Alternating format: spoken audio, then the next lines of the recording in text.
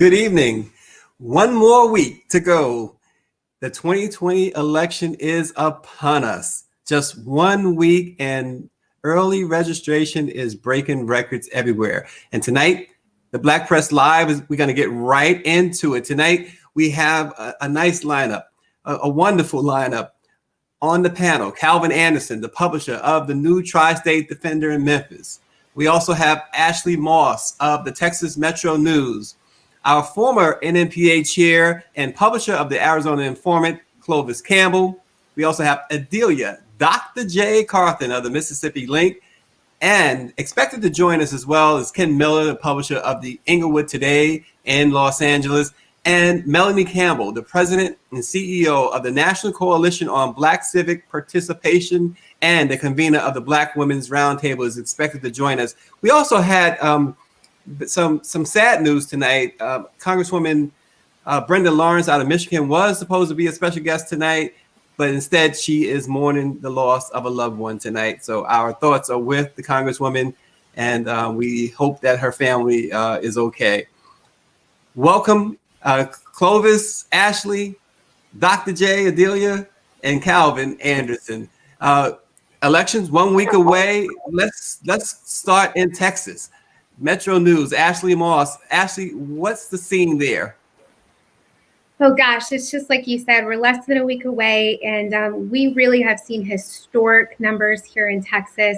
We've got 12 million eligible voters in this state, and we have had record numbers. I don't think we saw these definitely in our last election, but out of 7.8 million registered voters in the state who are eligible, 46% of them have already sent a ballot out at the polls, and that's mostly through in-person balloting, and that's as of yesterday. Here in Dallas County, where I am, the numbers are pretty standard, 45%. Again, 1.4 million registered voters here in this county. More than half of that number, close to half that number, have cast ballots. One thing that we're seeing here, issues that have come up, you guys may have heard them, issues in Texas, elimination of the straight ticket ballot option, as well as Governor Abbott earlier in this election cycle eliminated the option to have more than one drop-off location for mail-in ballots. Not as much of an issue here in Dallas, but certainly in Harris County, which is home to Houston, which is the nation's fourth largest city. They have almost 2.5 million voters in Harris County alone. So imagine 2.5 million eligible voters trying to get to one ballot location. Folks are saying that that is pointing to large numbers and efforts at voter suppression. 1.5 million Black voters here in this state. So we have a huge opportunity. Texas has historically trended red, and obviously there are some opportunities and options for it to go the other way in this upcoming election. Yeah, thanks for that, Ashley. And over to Memphis, Tennessee, Calvin Anderson. There's long lines everywhere. We've seen it. What does it look like in Memphis? Stacey, thank you for doing this program. I'm glad to be on. Listen, the turnout is just absolutely inspiring and heartwarming. I mean, we've had regular lines of turnout starting from day one. In Tennessee, early vote starts 20 days before election day. So there's 15 days of early vote in the state. As of yesterday, we already had 1.8 million votes that have already been cast, which is essentially close to 45% of the 4.4 total. We're looking to where that number will actually exceed 2 million by election day after we get through these last 3 days of early vote. And to give a comparison, in 2016, vote in Tennessee was 5,000. We're losing you a little bit, Calvin Anderson. We'll come back to you. I want to go over to Mississippi with Adelia, Dr. J. Carthen of the Mississippi Link. Adelia, tell us the situation there. And we know that there's an important Senate race going on as well. Yes, 3 words, flip the Senate. And so that's our goal here in Mississippi. We have an important election with Mike Espy up against Cindy Hingham Hyde Smith. And so We want everybody to come out and vote. We have important initiatives on the ballot. Medical marijuana, Initiative 65. We also are voting for the flag. We have been working for years to get rid of this Confederate flag. And I admit, I never thought I would see it in my lifetime. And so that's on the ballot. And so we've been seeing historic numbers come out. Mississippi doesn't have early voting, but you can go and absentee vote. In fact, I went to a location today because the lines were so long and took people food, and we would be there passing out water and safety gear throughout this process. So we are excited for the things that's on the ballot. And we also have Miss Latrice Westbrook, who would be the first woman to sit on the Supreme Court if she is elected. Wow. And before we bring in our special guest, a couple of quick things. Ashley, Cheryl Smith is alerting another one of our publishers in Florida, Bobby Henry. She says, check out Ashley Moss. She is sharp. So let's, before we get to our special guest, I want to go out to Arizona, our former Nnpa chair and the publisher of the Arizona Informant, Clovis Campbell. Clovis, give us the situation out in the desert. Hey, actually, it's cool in Arizona right now. I don't know if you know, we've been having a heating trend out here, but it's cool today. But in Arizona, our politics are hot. We've got a big race with Martha McSally and our astronaut, Mr. Kelly, Mark Kelly. That's going to be a heated race. It's looking like it's going to move towards the Democratic side this time. Martha, was appointed by our governor after she lost to Kirsten Sinema in the last race early on for the Senate seat. We also have a big deal with our legislature.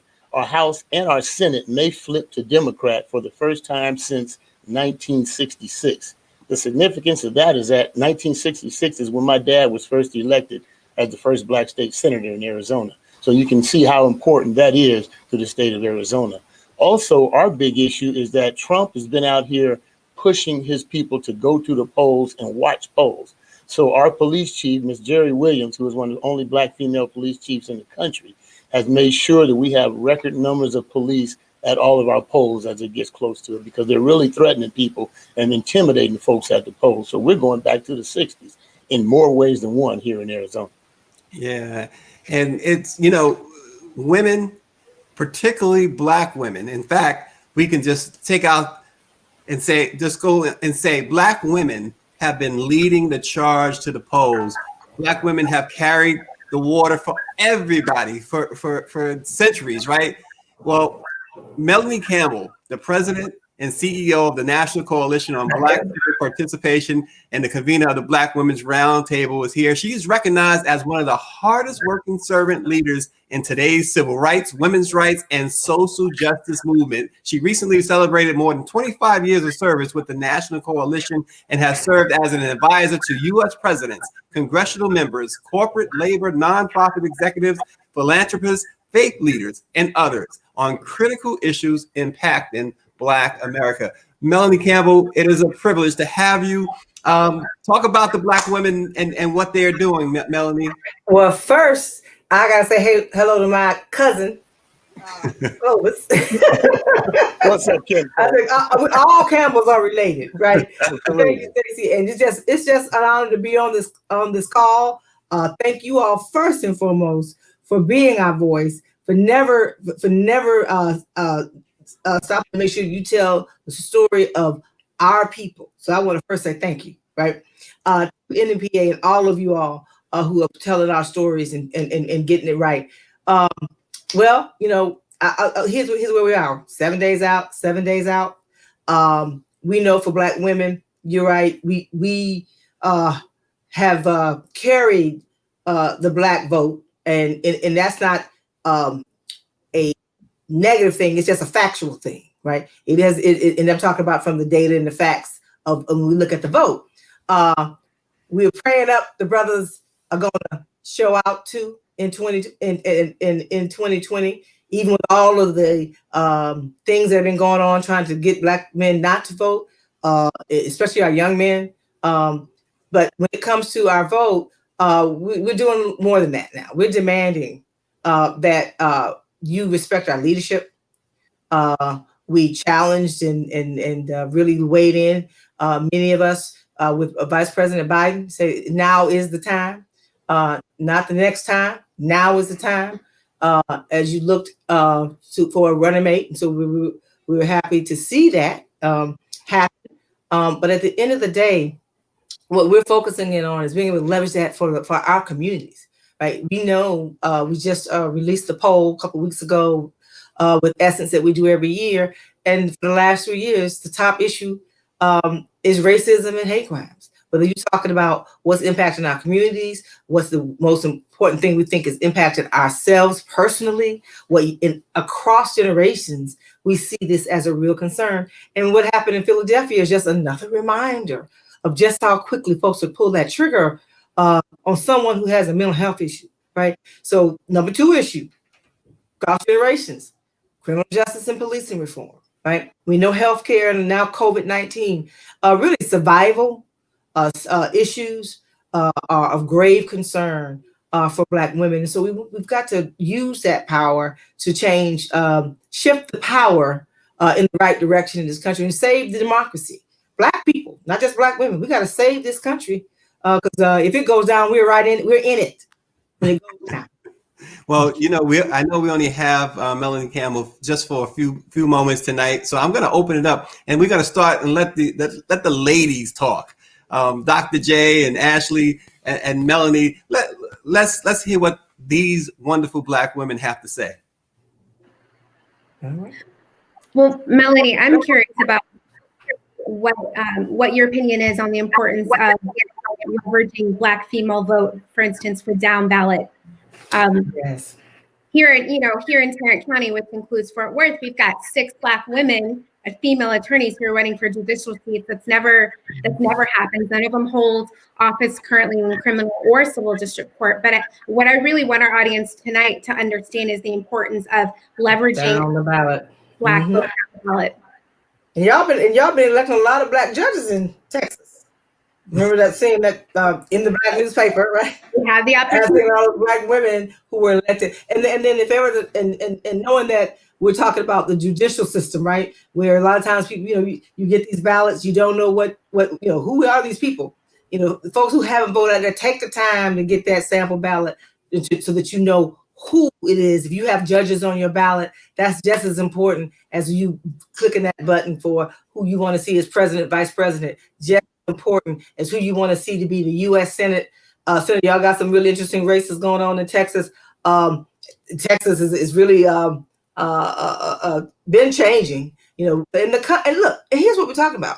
At the end of the day, I tell folks all the time, the country, we know this, the country has browned. It is Black and brown and all these things, and you have the vestiges of pre-slavery, of white folks being afraid that they are not going, especially white men, afraid they're not going to stay in power, right? They're not going to stay at the top of the food chain. That it's not going to be that you're going to be the only one in first class, and not just not on the airplane, but across the board, economically and socially in this country. So it's I think it's the last vestiges of that.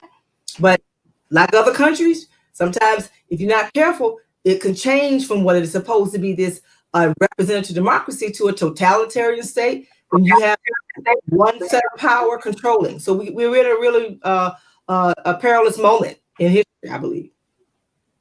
Yeah, Idalia? Well, I actually ran for House of Representatives District 71 last year and was unsuccessful.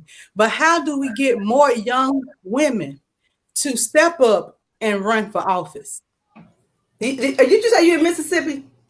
Yes, she Yes. is. Yeah, Cassandra Wilson down there. We're working on Cassandra. Yes, Mississippi Black Women's Roundtable. Yes, right. Yes. So in Mississippi, with all them Black folks, we know that it's just a matter of time, right? And I think part of it is making sure that we support Black women. Even Black women who are incumbents have a hard time, right? Getting the resources. Right now, Maxine Waters is being challenged in California, right? Wow. Trump put this brother, right, against her. He's raising, but once Trump endorsed him, he raised $4 million. He's raised $7 million. And why? Because Maxine Waters was unafraid to call it out and say he needed to be impeached. Just a political analysis and not an endorsement either way, but that is the reality. So we have to support sisters. Sisters and brothers have to support each other. And I think you're seeing more of that, but we still have a long way to go with that. And so we've been trying to do much better. We have to write those checks, get online and put that $5 in and make sure that as Black women stand up and run, that you get the support that you need, right? And that's what's important. That's what I've seen. Melanie, do you think that there are any issues in particular that the Black female experience leans on and into that makes it vital to elect them to these positions? Well, I always try to look at the what Black women are telling us, through data, right? And right now, at least in the immediate moments, it is about survival issues, unfortunately, right? But it's also about economic issues. Affordable housing is one of the worst things happening to Black folks when it comes to trying to build wealth. But we don't hear about it. It's one of the things that we really have to address, because ever since 2000, was that 2008, 2000, when Obama first came in with the Great Recession is what they called it. But at the end of the day, Black folks just lost our wealth. We lost the ability to build wealth. And so underemployment, unemployment, equal pay, those are some of the higher concerns that Black women are sharing. So those economic issues for senior women, it's a concern about safety net, because we still retire with less than $100 in wealth. There's a lot to it. And then I heard this, and I don't know how factual it is, and so I need to find out if y'all have heard this from a factual perspective. Somebody said that today that during this COVID-19 that 400,000, I don't know if this is true, so I'm going to say check to make sure that what I heard is fact, and that there was 400,000 Black businesses that have gone out of business during this pandemic. But whether that number is correct, we know that we've been hit harder. And we know that for Black women specifically, most of our businesses are one-woman shops, right? So just imagine if you don't have that business, that means your economic situation is in peril. Senate just recessed. They put this unqualified person into the Supreme Court and didn't take care of folks who need help. So, so the economic situation is really there. And then there's things also like maternal health, infant mortality, those kinds of things that adversely impact Black women and families. Yeah, Before you run over, go ahead, Adelia. I want to talk about, because Mississippi just filed suit to the Supreme Court for the 15-week abortion ban, and that's why they got Amy in place so they can overturn Roe versus Wade. What are you doing here on the ground to make sure that doesn't happen? Well, elect some senators that will come in there and try to correct, because here's the reality: we don't quite know exactly what's going to happen, but we have a good view of what could happen if some of these cases end up inside of the Supreme Court with the way the court has established itself. So 3 levels of government, where you can try to push back if things happen wrong and try to reform, like we're trying to do with the Voting Rights Act, right? We still 7 years later after Shelby versus Holder, Alabama, right? Still dealing with a weak Voting Rights Act that doesn't have teeth in it. So you got to go back to the legislative branch, right? And try to tweak it and change it and see if it makes it through again, and then really look at the kind of reforms that are needed.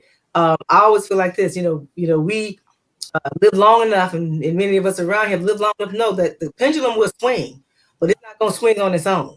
We have to push it.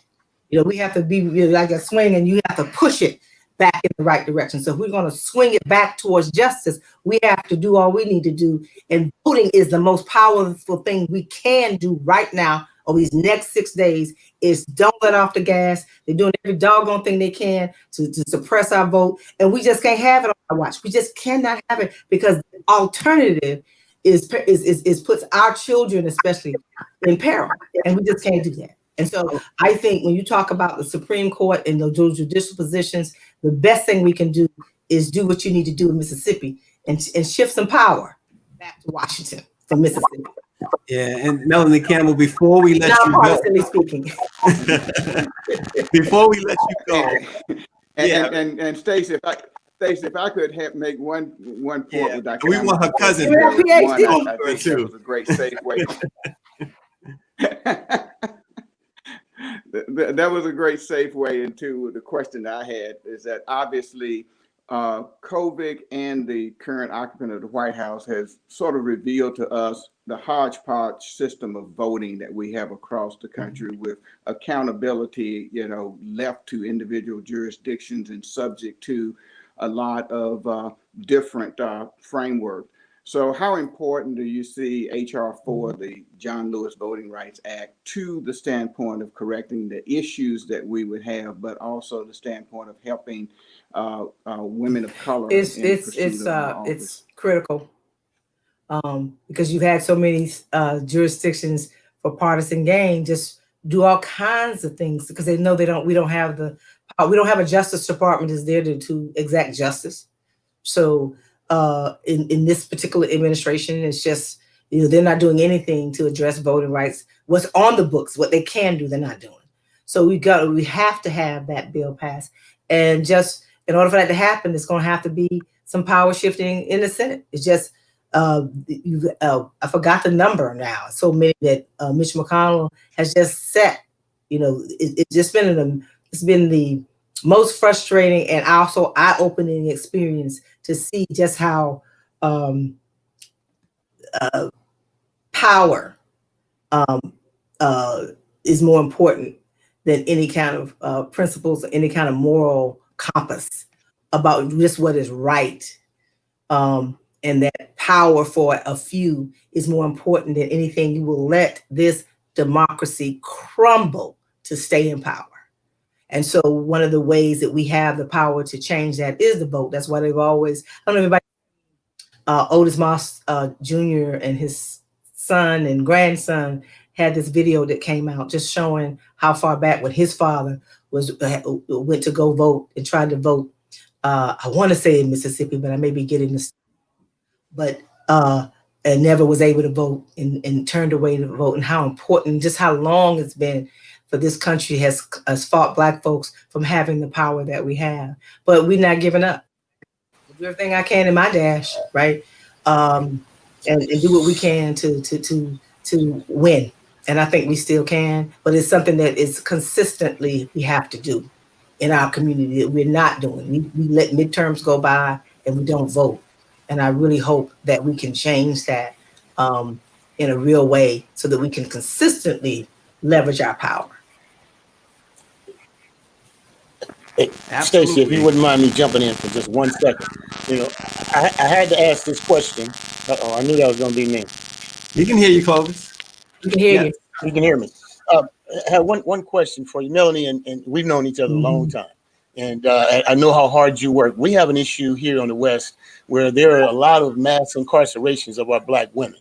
And the fact that they're coming after our Black women, as Dick Gregory said a long time ago, the cornerstone of a Black community is the Black church, the Black press, and strong Black women. And right now we see a targeting of our Black women in Arizona, California, Nevada, and Washington area. Can you address anything about that, or have you seen anything like that happening across the country? We know that the criminal justice system is disproportionately impacts Black men, but more and more, and didn't just start, right? And we didn't fully get it addressed, even in the Obama administration. And it's no disparaging; it's just factual. Like things are moving too slow. I had not heard specifically, quite honestly, Clovis, about that part of the region of the country. I think we should have a conversation about this after the election, because we know that's a big issue. Criminal justice reform for Black women is like number 2. So we know it's on the minds of Black women, but also how we come together as Black women, as Black men, and address this and have the kind of agendas that address it for change, because we've got to, and then a lot of our folks go to jail because it's the state putting them in. It's not necessarily federal prison, it's the state and what happens in our states. And again, that's also about who gets elected, right, as governors and the like. So I would love to have a conversation about it. I don't have, other than knowing that it's important, know that we've been pushing for reforms some things happen executive ways and things like that, but it's so much more that has to happen to change this thing around. Yeah, well, Melanie Campbell, we certainly appreciate you taking out the time tonight. I know you had a busy night already and got other things planned. It's been a little rough, but and I thank you all again for what you do. Well, we thank you for being our voice. I understand we're going to see you next week as well. Thank you. Okay, great. Yeah, so it sounds like a plan. As long as there's a Zoom. Hopefully one of these days we'll be back where we can be in the room. Absolutely. In the room, not the virtual room and all these other things. But we have to adjust to the realities and take care of ourselves. Y'all be safe. I'm still getting over recovering from COVID. It's real. We know it's real. It's real. Yeah, it's real. Absolutely. And that's why I'm not, Clovis, you see me, I'd be out there in the street. But I had to be disciplined about wanting to be here beyond November 3rd. So I had to do what I had to do. Well, we know COVID is tough, and if it keeps you in the house, it's real tough. Well, thanks again, Melanie Campbell. We will see you next week. See you soon. Thanks again. Yeah. Bye-bye. So, guys, it's a lot to talk about. Obviously, one of the things, as Clovis, in your case, and Calvin's case, you guys are publishers. Dr. J, Ashley, myself, we're journalists. We all are journalists, right? We're not publishers like you guys. But how has this election kind of shaped everybody's way in which they've covered things? Because this has been an election like no other, as we know. So perhaps we can have a conversation about that. And anybody, Clovis, you want to kick that conversation off? Ashley, someone want to kick that conversation off? Well, I see Ashley jumping up, so I'm going to let her go first, and then I'll go after her. Oh, no, after you. I'm ready for the conversation. I'm curious, to see just how this election turns out, just because of the pandemic and how it has forced a lot of people that are scared to get out of the house, period. Here in Arizona, we have a lot of older people here, and they just don't want to go take their ballot to the voting places. And some of them are scared to vote because of the fact that they think their ballot is not going to get counted, or it may not make it through the mail. So one of those issues is basically just getting people to convince them to go out and carry their ballots to the vote, to the mailbox, because we're concerned about getting those numbers out right now. Secondly, it's tough to see what our young people are going to do. I've heard a lot of people talking about, well, I don't care, it's two white men running for office. It's going to be a white man that wins again. But there are two different types of white men out there running right now. And we have to face that reality. And I think it's important that our younger people get out there. I even heard one person say, if Trump gives us a stimulus package, I'm voting for Trump. Wow. And that really hurt me, because I said, it's more than a few dollars in your pocket right now. It's your life 20, 30, 40 years later along the line. So those are the kind of things I'm seeing, and those are the kind of things I'm looking forward to seeing about what's happening. Well, Ashley, before you start, let me go back to you for a second, Clovis, and Calvin, you can jump in on this too, because we were talking with Melanie Campbell and Ashley Moss out in Texas, and Adelia, the Mississippi Link, about the women and how Black women have led the charge. But when you see, and this is not to disparage an Ice Cube or even a 50 Cent, but when you hear their message, Ice Cube, of course, had his contract for Black America. When you peel back on that plan and look, what you find is a plan centered around Black men. It kind of excludes Black women. 50 Cent was all about the dollar, he said. He said, look, I'm going where the money is, right? As Black men, going to your point that you were just making, Clovis, when you hear that, what's the reaction? What's your knee-jerk reaction?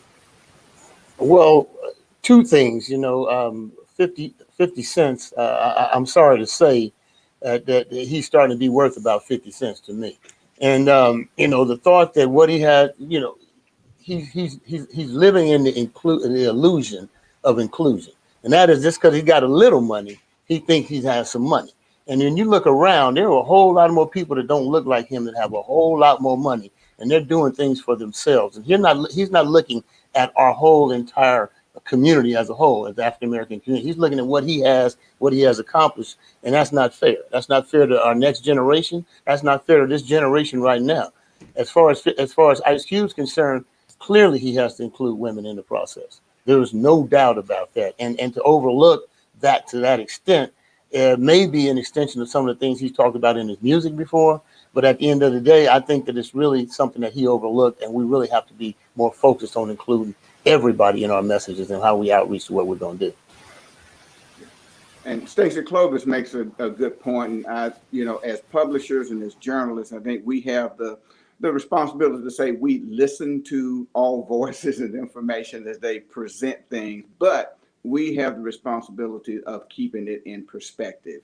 And part of that perspective is that you're entitled to your opinion, but you're not necessarily entitled to equal time. If 1,000 scientists are in a room and 990 of them believe in climate change, they don't get to spend equal time with the 10 that see it differently. So if you're in a situation where we are, where you have African Americans looking for the totality of the African American community, that we don't get overly wrapped with 2 or 3 guys who are out looking for themselves, that we spend too much time giving them too much of a platform over bad ideas and over selfish indications, but we put what they're saying there, and then we put the 990 other voices there within that context. So our responsibility is to keep it in context.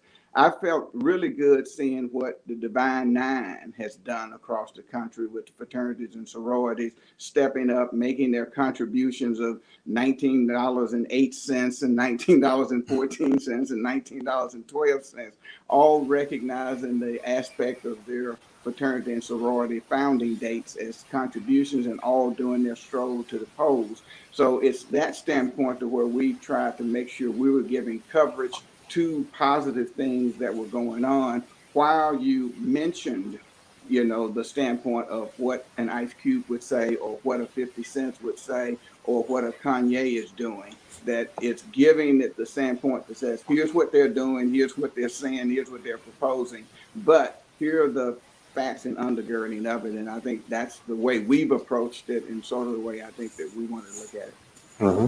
Now the women are going to break it down for us. Ashley and Adelia, go ahead. I think she's deferring to you, Adelia. Well, we really have a lot of work to do, especially here in Mississippi. When we look at what's happening, we haven't had a Black person elected to the Senate since Reconstruction. Hiram Rebels, the last person elected to the Senate from Mississippi. And even then, they contested his qualifications. In order to be a senator, you have to be a citizen for 9 years.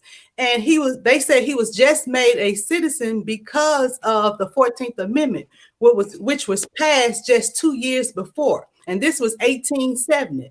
So we really have to work hard, not only to get Black men involved, but all Black people involved, and let them know that they vote and their voice does count. That's the only thing that we have. And when I even just take it back to my father was elected the first Black mayor in Chula, Mississippi. And because he was Black, he spent the majority of his administration behind bars just because of the color of his skin. So we are at an uphill battle, but I believe that we can win it. Yeah, and I'll echo what you all have said and say representation is at the core of all of our processes. And so I think one of the opportunities that we're taking here in Texas is to make sure we demystify the process. We continue to do it right up until Election Day. We've had people over the age of 65, for instance, they automatically get a mail-in ballot, and they're feeling so empowered and so just feeling the weight of this, of this election, that they want to vote in person. So one of the things that we've had to do is demystify and say, hey, if you're going to go vote in person, we're going to make sure that we help you. We're going to make sure that we know that, you have a safe and healthy time getting to the polls, but you also need to know the process. So you've got to do things like take your ballot with you so that you can exchange it to vote in person. And so that's one thing that we've really had to do here in Texas is take the time to demystify the process for our audience and for the surrounding communities. Yeah. And also to remind, to remind those people that are afraid to go to the polls that they can do curbside voting. I have worked as a poll watcher, and you don't even have to come in. They will come out to you and you can vote, and your vote will count just like anyone else's.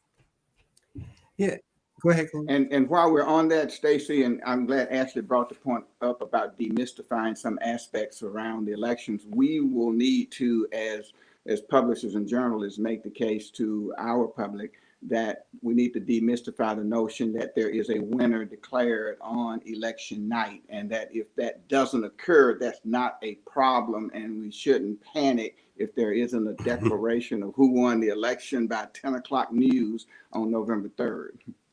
Well, they're going to be hearing it here because we're going to be on all night, Calvin. You're going to be with us too, so they're going to hear it here. We'll have the Board of Elections numbers right in front of us. We will be the Black CNN that night. Okay, how about that? Because we have a great lineup too. Just to whet your appetite, former Democratic National Committee Chair Howard Dean, the former governor of Vermont, will be with us. Former RNC Chair Michael Steele, NAACP President Derek Johnson, Congresswoman Eddie Bernice Johnson out of Texas, Congressman Danny K. Davis out of Illinois, Representative Brenda Lawrence is supposed to join us. Virginia Lieutenant Governor Justin Fairfax is also supposed to join us as well. So among so many others. So now we're joined, speaking of special guests, we are joined by the Nnpa's president and CEO, Dr. Ben Chavis. Dr. Chavis, welcome. Thank you very much, and greetings to all of our sisters and brothers of the mighty Nnpa. I see former Chair Clovis Campbell. I see Ashley Moss from the Texas Metro News. I see Eldelia, Dr. J. Carlton, and of course, our Region 2 Regional President Calvin Anderson. Hope all of you are doing well. We're doing great. Great. Doc, we are, we're letting the women take over tonight. We had Melanie Campbell on a little while ago. Okay. And Ashley and Adelia is carrying this conversation, so you better watch out. All right, that's fine. That's great. Look, we got and Dr. less Chavis, than 7 days. Only to correct Stacey, we're not letting them take over. They are showing their natural leadership poise. Well, there you go. All right. Well, that's great. We all are excited from the East Coast to the West Coast, the North and the South, the Midwest, as we approach the most consequential election in our lifetime. And millions of brothers and sisters have already voted. Some are voting as we speak, early voting in a lot of states. And of course, there are going to be long lines on November the 3rd. So the Black press, we've always been there to not only report what is happening in our communities across the country, but also we're an advocate for freedom, justice, and equality. We're an advocate for voting rights. We're an advocate to stand up against all the forces of voter suppression, all the tricks and things that are being done to try to prevent our people from voting. We have to overcome that. So I just want to thank all of you for what you've played this year, 2020, in spite of the pandemic, in spite of the rise of systemic racism in many of our communities. We are having a very large Black voter turnout. And I especially want to shout out to the sisters, Black women. They're encouraging. I started to say carrying brothers to the poll, but they're encouraging a lot of brothers and sisters to vote. And I think we're gonna have a record turnout. But I don't want anybody to take this election lightly. Don't take it for granted. While the polls may say one thing, remember what happened in 2016. The polls were predicting that Hillary Clinton was going to win and Donald Trump won. So we have to learn from history, not repeat history. We've got to stay very, very focused. There's still a lot of people who have not voted yet in our communities. And we need to spend the next hours, the next days, making sure that those people who have not voted, who are eligible to vote, who are registered to vote, go to the polls and in fact vote. Yeah, with that said, Dr. Chavis, I want to Clovis and Ashley and Calvin and Adelia to comment on this. We have about 20 minutes left. Denise Rolock Barnes of the Washington Informer says, hi, Calvin. But we have about 20 minutes left. So what are the biggest voter suppression efforts you see in your area, and what can you tell your readers and our viewers how to overcome that? And maybe you can start that, Clovis, and we can go around to each area and talk about that. Well, the biggest thing we're seeing here in Arizona, again, is the fact that the Trump people are doing everything they can to get their people to stop people from going to the polls. And if they're not stopping them from going to the polls, they're actually intimidating them once they get to the polls. Right now, like I said earlier, our police have started to have people around the clock at some of the ballot drop-off places. And on election day, they're going to have more police presence than ever before at any polling place in Arizona. Additionally, one of the other issues coming up, similar to what Dr. J talked about in her state, was that we have a marijuana initiative as well. And there are a lot of people out here in Arizona that don't want to see it pass, but there are more that do want to see it pass. So we're seeing a big group of people at the polls pushing against that. Other voter suppression tactics include discouraging people from going to the polls. Literally, some of the organizations are saying, don't go vote at all, that your vote is not going to count. Why bother to go? So those are some of our biggest things. Nothing like what I've heard in Texas, where the young lady said they're just shutting down polling places. Yeah, and that's out in Arizona, that Clovis Campbell, Arizona informant. Ashley Moss, Texas Metro News. What are you seeing over in your area? And I think I mentioned this at the beginning, but, Texas eliminated the straight ticket ballot. And that to me contributes to misinformation, right? And so folks will show up to the polls assuming that they can vote along lines for one party or the other, and they don't understand that, no, you have to continue all the way down through your ballot. And we talked about it briefly, the importance of down ballot voting. But also what I mentioned was just having one polling location. And in Harris County, they went from a dozen to one for millions of voters, right? And so what that's doing is it's eliminating opportunity. And so, but Texas is showing up and it's making itself known, particularly in Harris County, but here too in Dallas County. Curbside voting is an option. 24-hour access points in some locations has been an option. Increased polling locations. I think there were 88 here in Dallas County for early voting, which is tremendous. And one thing in Texas that's an opportunity is you don't have to vote in your neighborhood. You don't have to vote for your live. You can find a location that's convenient for you. So that's one thing that we're doing at Texas Metro News, making sure that people understand you have options and you have opportunities. And then again, just making sure people understand it's safe to go in person if you need to go. There are efforts and there are provisions being made to make it safe if you want to go in person. Well, thank you for that, Ashley. And down in Memphis, Calvin Anderson, what are the suppression efforts that you are seeing, and what are you telling your readers? Well, the one suppression effort that we saw was centered around COVID and the resistance on the part of the election officials to allow absentee ballots to be used with just COVID as a check, which was what was allowed in the August primary, but then disallowed for the November general. So you had to have you couldn't just check COVID as a condition and then be able to request a paper absentee ballot by mail or send back in. So it was that standpoint where I would call the biggest suppression effort. Now we have been good with the standpoint of having sufficient voting locations doing early vote. For instance, in Shelby County, population of 800,000+, about 500,000 on registered vote. There are 26 early vote sites compared to a Harris County in Texas, where it's 4 million people and one early vote site. So it really was the absentee ballot restrictions as the principal objective point here. Yeah, and Mississippi, the Mississippi Link, Adelia, Dr. J, Carthen, I can imagine what you guys are seeing down there. Right. Well, not only are we seeing long lines, Mississippi doesn't have early voting, but you can vote absentee. And like I talked about Initiative 65, they have gone and put Initiative 65A on the ballot. So, and you have to vote twice in order for 65 to pass. So you have to actually vote for, yes, I want to vote for it, and then come down and say, are you voting for 65A or 65? So they're trying to confuse the voters. And we saw the same thing with Initiative 42 to fully fund the schools. Because they don't fund the schools, they know that people are educated and they know these tactics will work. Wow. And Dr. Chavis, you was on the Pettus Bridge with John Lewis the last time he was on it. I think it was last year. And of course, we know your storied history with civil rights. What's different this year that you might see this year that you hadn't seen throughout your fight for civil rights?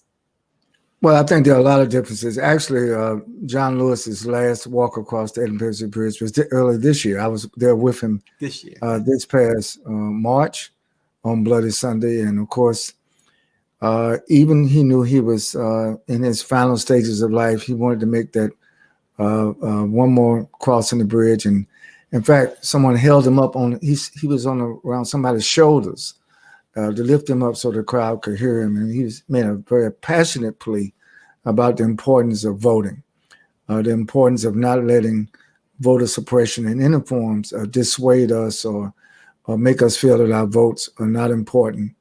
Not only a right to vote, but a responsibility to vote.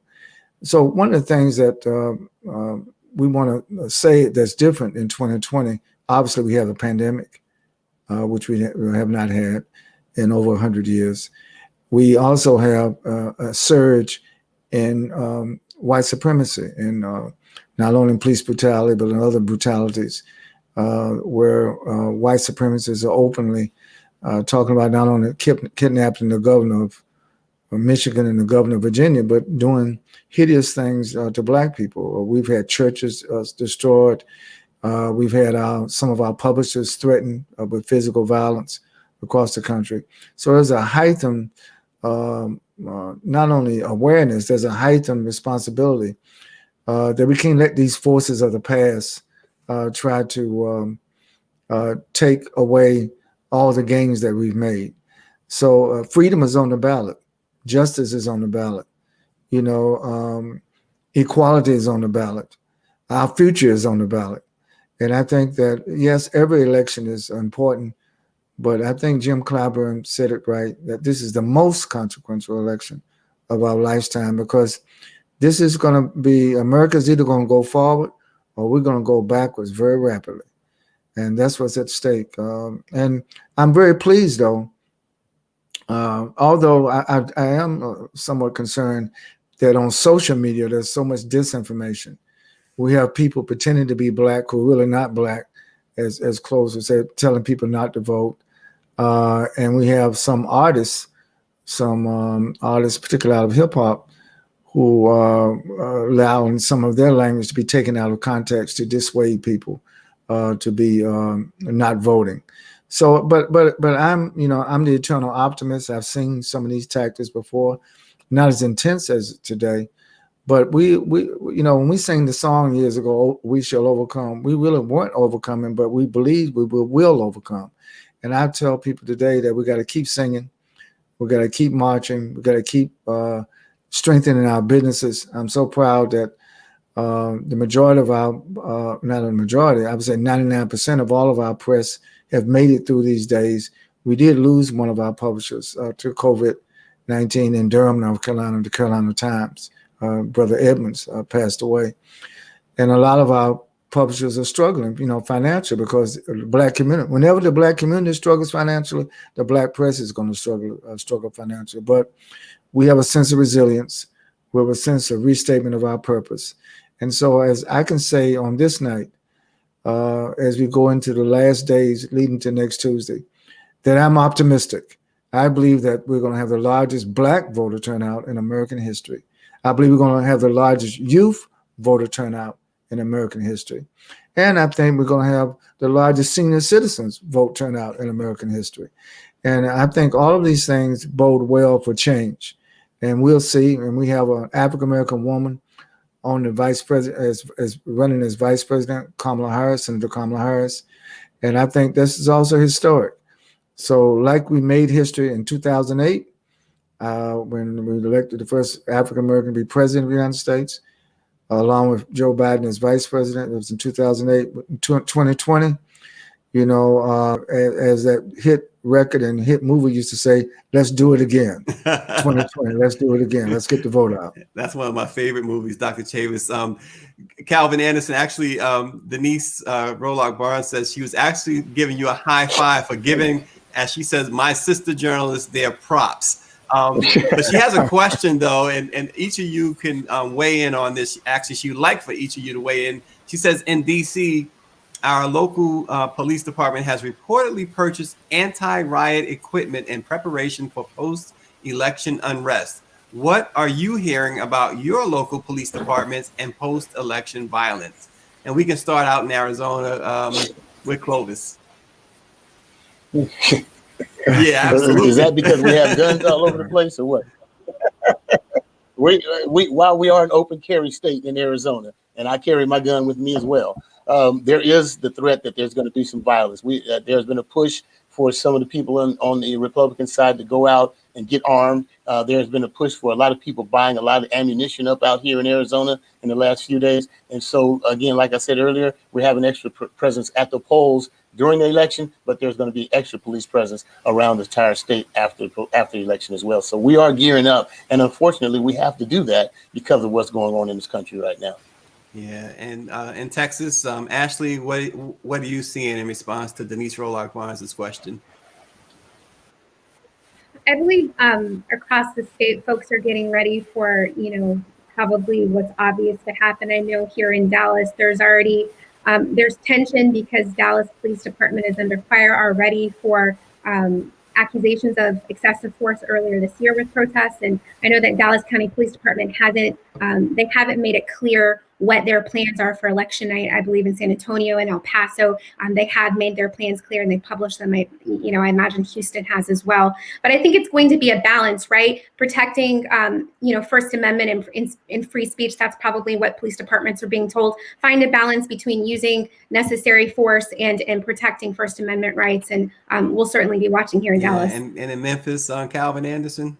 Yes, well, we have a very capable sheriff, Floyd Bonner, who, the sheriff's department year after year works with the election commission on poll site security and all, transporting of things between precincts. I would anticipate that they have a plan that's, fully ready to engage. The 100-foot boundaries that exist for all polling places, I'm sure will be adhered to. Tennessee is a state where people have open carry of weapons like Arizona. It seems, quite, crazy as we look at it, that says you can walk into a store and walk out with a weapon within 15 minutes, but you have to wait 30 days in order to get registered to vote. So that gives us a challenge that we have going forward. But I anticipate that our sheriff's department working with election commission will be prepared for any activities, nefarious or otherwise, that might happen at polling sites. Well, in Mississippi, you have a Senate candidate who likes to have lynching parties. So what's going on there, Dr. J? Well, Mississippi is a country all by itself. So we really have to pay attention to what's going on here in Mississippi. I haven't seen any talk about what's happening after the election. They are struggling in the city of Jackson to just maintain order. And it was talks about bringing in the federal government. And history teaches us that's not a good idea, especially when it relates to African Americans. Yeah. And Dr. Chavis, let me ask you, what Denise brings up is a valid concerns, right? This unrest, this post-election violence, the threat of post-election violence. Isn't that a form of voter suppression? It's a form of voter intimidation, voter suppression. But I think that the way to overcome that is to have a massive voter turnout. If the vote is so outstandingly clear, then the mischief makers won't have a lot of ground. I mean, they can bring out all the federal troops. It's not going to change the outcome of the election if we have a massive voter turnout. So the solution, I mean, I think is going to be very solemn at the White House on the night of November the 3rd, the morning of November 4th, because they will realize that the voters have voted our country to go in another direction. Now, will there be an easy transfer of government, a peaceful transfer of government? We don't know. But I would say this. Let's not forget that the military right now is also racially diverse. You know, one of the Joint Chiefs of Staffs is a brother. He's over all of the Air Force. So while, you know, and I do not believe, and I know a lot of brothers and sisters that work over at the Pentagon. I'm in Washington, D.C. right now, and I'm just going to tell you that the diversity, when Clovis mentioned that the police department, Clovis has a black woman chief of police in Phoenix. So we're not, let me put it this way, totally at the mercy of the forces of suppression. We're not totally at the mercy of the forces of the right wing. And I think that in every state, and Calvin has mentioned the sheriff there in Memphis, in Shelby County, and of course in Jackson, Mississippi. I know your young mayor there, and interviewed him recently on the Chambers Chronicles. So I think that yes, there will be an attempt to further intimidate, harass, but it's going to be, I believe, anticlimactic. The climax is having a massive voter turnout, and I think I was just giving some thought of this. I think African Americans, Latinos, Asians, Native Americans, and progressive whites, we got to take the Bible back. We got to take the U.S. flag back, and if necessary, we're gonna have to take the gun back. We have to take everything back from the right wing because they've been using these measures, these symbols, to try to keep us down. And again, I hate to keep closing with songs, but ain't nobody. We ain't going back now. We're going forward. Well, and our last question of the night. Look, Amy Coney Barrett was confirmed. She's now on the bench, Supreme Court, and we know that what's at stake. So much is at stake, but most importantly, right now, Obamacare. More than 22 million people can lose health care, particularly a lot of Black Americans, and especially those with pre-existing conditions. Clovis, Ashley, Calvin, Adelia, what's the impact of the potential loss of the Affordable Care Act to your communities? I'll defer to the ladies first. Adelia? Well, someone once said that when America catch a cold, Black America catch pneumonia. Mm-hmm. And, when we just look at what's going on here, it's, you get sick and tired of being sick and tired. Fannie Lou Hamer. We have to pull up our sleeves and actually do the work here. So that's what we're looking forward to doing. Ashley? Yeah, I mean, in Texas, if you guys are following the COVID-19 numbers, we're the highest rising state for cases right now for 7-day totals. And then our numbers have increased something like 19% in the last 2 weeks alone.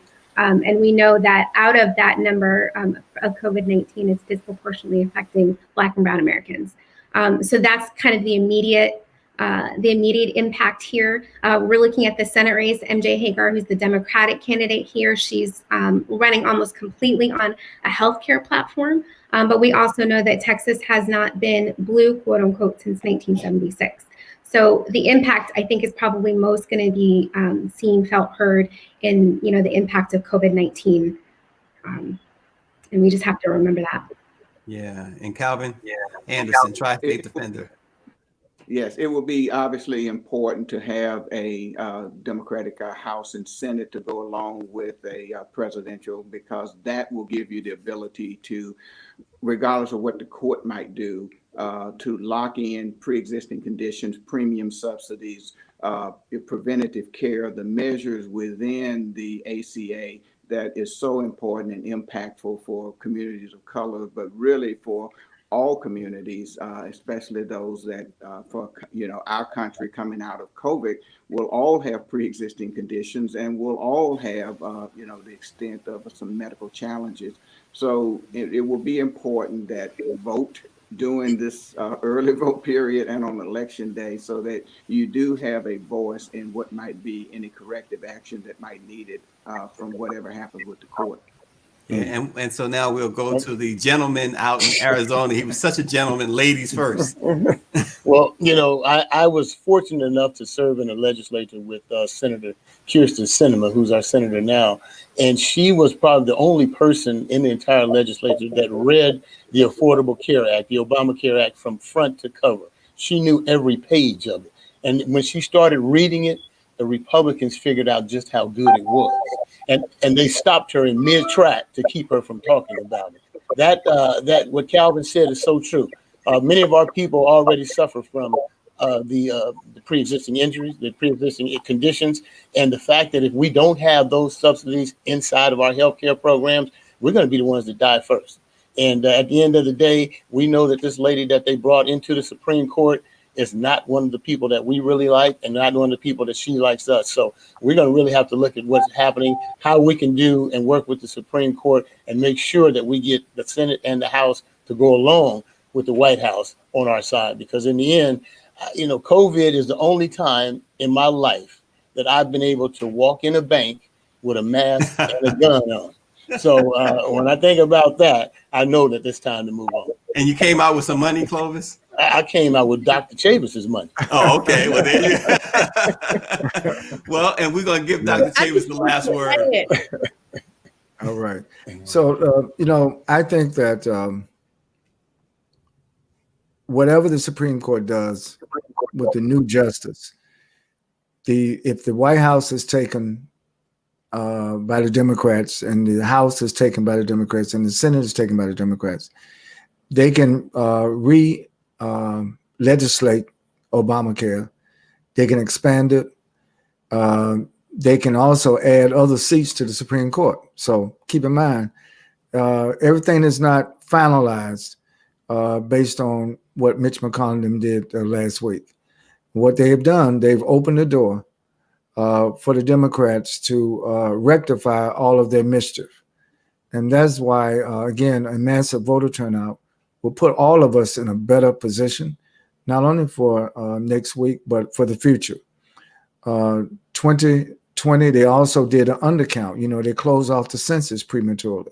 And that was because they did not want everybody counted. Like they don't want everybody to vote, they didn't want everybody counted because the census every 10 years determines the distribution of resources.